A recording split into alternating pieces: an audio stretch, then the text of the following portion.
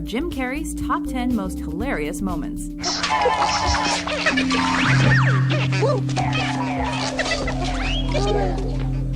That is a very interesting man. Number 10. Riddle us this, Jim. Somebody tell the fat lady she's on in 5. Batman Forever's casting director had it pretty easy when it came to this flick. Jim Carrey was the only man to play Edward E. Nygma, better known as the Riddler. Riddle me this, riddle me that. The role requires an actor to be energetic, over the top, and all over the place, and Carrey was more than happy to oblige. When he meets up with his new ally Two-Face, that's when the games truly begin. A14. Number 9. Jim's side-split personality. Carrey assumes a two-faced role himself in Me, Myself, and Irene. Charlie Bailey Gates is a doormat who's abused by everyone who crosses his path.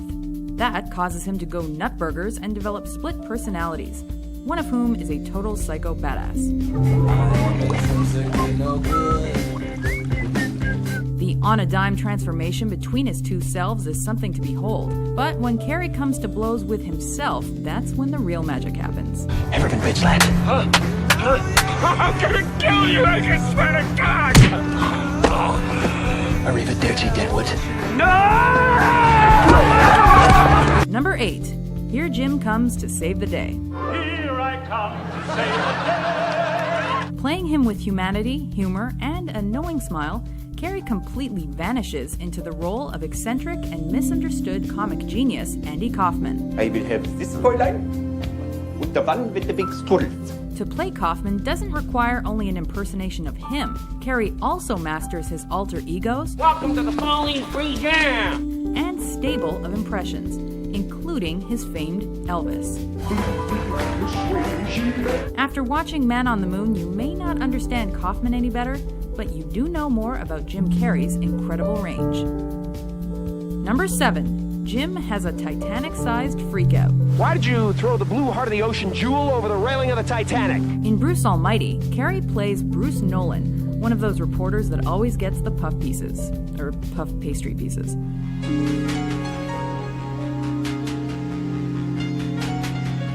Like Carrey himself, Bruce struggles to be taken seriously, so when he's passed over for the anchor job in favor of his rival, well, he doesn't take it so well.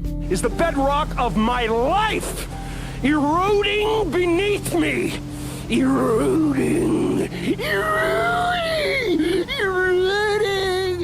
Unfortunately, he's on live TV at the time. That poor old lady doesn't know what hit her.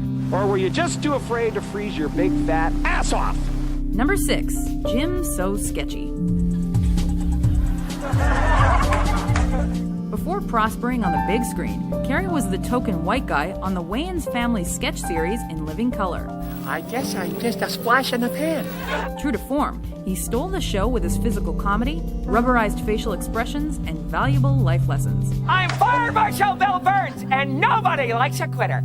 Once he'd become a huge movie star, Carrey returned to his sketch comedy roots with a memorable Saturday Night Live hosting gig that gave birth to one head-bobbingly unforgettable sketch.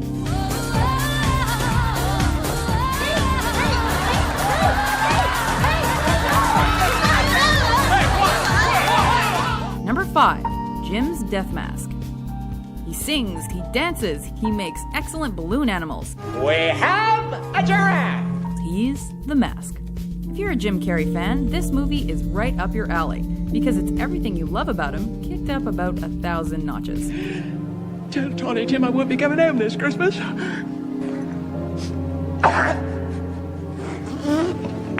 Pardon me. He bounces from suicidal to sing-songy in a matter of minutes. And while his dance number with Cameron Diaz is smokin', it's his faux death scene that's really ready for the Academy. You love me! You really love me! Number 4. The truth will set Jim free. It was me! Coming at a time when Carrey was honing his frenzied comic energy, Liar Liar gives us the best of both Carrey worlds, manic and restrained. I've had better. After his son wastes his birthday wish requesting his father be barred from fibbing, Carrey is stuck in truth-telling mode, which, as a lawyer, isn't great. Here goes. I sped. I followed too closely. I ran a stop sign. I almost hit a Chevy. I sped some more. I failed to yield at a crosswalk. I changed lanes in the intersection. I changed lanes without signaling while running a red light and speeding. So he tries to weasel out of it, mind over matter style. The color of this pen is... It don't work. The pen is blue. The pen is blue! Number 3, Jim goes medieval on his ass. Here's how you do a dark psychological thriller the Jim Carrey circa mid-90s way. The eponymous cable guy is lonely and well-meaning, but a little unhinged. I can be your best friend or your worst enemy. Just unhinged enough to require the comic stylings of a guy like Carrey. Oh, yeah. When he's not trying to make friends, singing karaoke, or flashing prisoners, Oh, Billy. the cable guy is letting off steam the only other way he knows how, by sword fighting.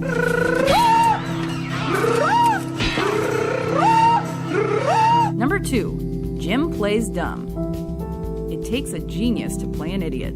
You're it. With his bowl cut, chipped tooth, and Buddy at his side, Lloyd Christmas sets off to follow his dream woman across the country. I've never felt this way about anybody. Sandwiched between the hot tub parties, motorcycle rides, and getting ready montages is one killer road trip. And by killer, we mean they pick up a hitchhiker who's trying to murder them. But they'll be fine. They can always annoy him to death. Want to hear the most annoying sound in the world? Number 1. Play it again, Jim. Excuse me. I'd like to ask you a few questions. If you thought Jim Carrey was everywhere in the mid-90s, you're right. That's incredible! He had no less than 3 huge movies out in 1994 alone, but only one is a decisive touchdown. Ace Ventura: Pet Detective introduced Carrey's hyperactivity and elastic face to a wider movie audience, and gave us all the Jim Carreyisms we know and love. The who? The her. It also proved that Rubberface knows comedy both frontwards and backwards. Let's see that in an instant replay.